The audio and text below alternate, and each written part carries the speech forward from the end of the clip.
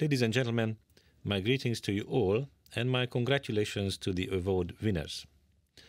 Roma are the EU's biggest ethnic minority, and their integration has been high on the Commission's agenda in the recent years. A large number of the 200,000 Roma living in the Czech Republic suffer from discrimination and social exclusion. That situation is not exclusive to the Czech Republic. In the European Union, 80% of Roma live in poverty. More than half live in overcrowded homes, often without modern conveniences. And only 1 out of every 3 working-age Roma has a job. And the crisis has made things worse. Because the impact of Roma exclusion is felt far beyond national borders, it has become a Europe-wide issue. But the main responsibility for Roma inclusion belongs to the member states. However, there are EU instruments to help member states. The EU framework for national Roma integration strategies ensures the policy framework for developing and implementing Roma-specific measures and mainstreaming. The EU legislation prohibits racism, racial segregation, and discrimination. And the EU resources can financially support Roma integration projects. I am pleased to announce that yesterday the Council adopted a Commission proposal for a recommendation to improve the effectiveness of Roma integration measures. It is a huge step forward.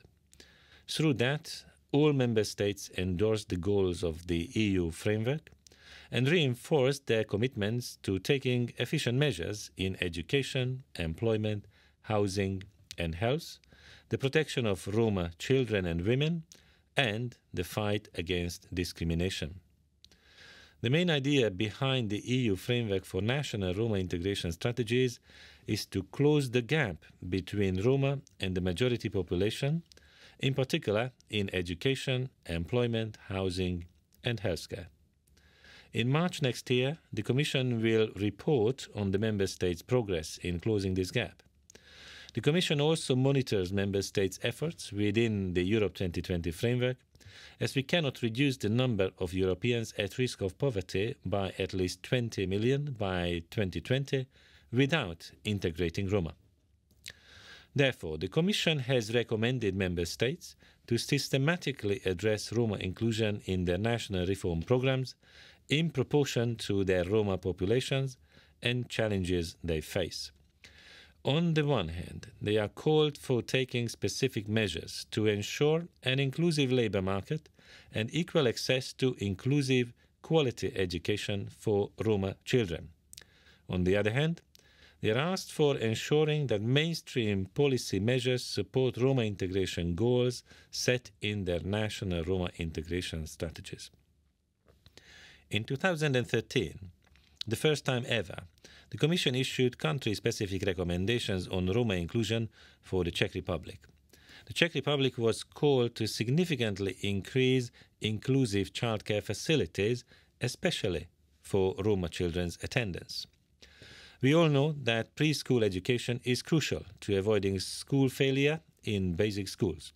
Yet, only around 24% of Roma children attend preschool facilities in the Czech Republic. Moreover, later they are put into special schools or classes rather than being educated in mainstream schools, which limits their successful attendance at higher levels.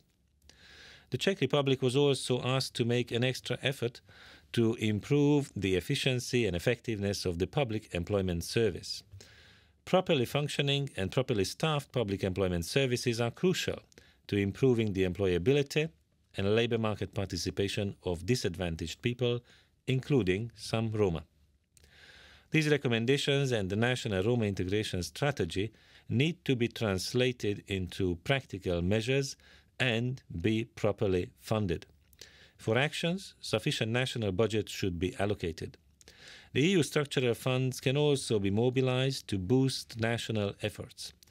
Beyond the overall difficulties in the use of EU funds in the Czech Republic, what we see on the ground is not enough EU funds being allocated to support Roma inclusion. And when they are not being well used. To solve this, we need to cut red tape improve administrative capacity and expertise, and improve cooperation between the authorities and Roma. For the next financing period between 2014 and 20, the Commission aims to address these shortcomings, such as introducing simplifications in the procedures. At least 20% of European Social Fund resources for each country need to be allocated to the fight against social exclusion, which encompasses investment in Roma inclusion. This means that the Czech Republic will have significant resources available for Roma integration. At the same time, available funding alone cannot be a guarantee for success. Efficiency is also crucial. Key factors here are the real involvement and the capacity of stakeholders in the implementation of the programs. Ladies and gentlemen, let me wind up with a word on action by local authorities and NGOs. Local actors are indispensable for delivering change. Taking action to facilitate Roma integration in local communities calls for political will and courage. Stepping up the fight against discrimination and racism must be part of these local actions. That's why your initiative to draw attention to good examples of inter-ethnic coexistence and alter the perception on Roma is to be acknowledged. I'm looking forward to hearing from you your future work soon. Thank you.